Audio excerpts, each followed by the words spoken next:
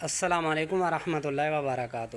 تو آج کا ہمارا سوال یہ ہے کہ کیا غسل کے اندر کلی کرنا فرض ہے یا غرارہ کرنا فرض ہے؟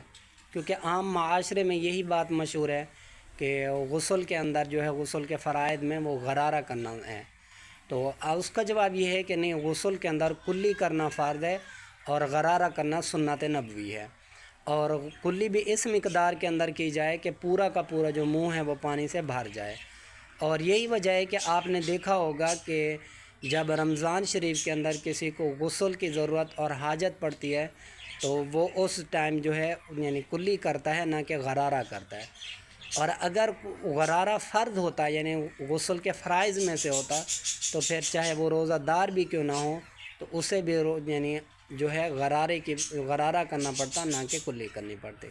تو عام اور سیدھا سا جواب یہی ہے کہ غسل کے فرائض میں کلی کرنا فرض ہے اور غرارہ کرنا سنت ہے۔ جزاک اللہ، اللہ آپ کو جزائے خیر دے۔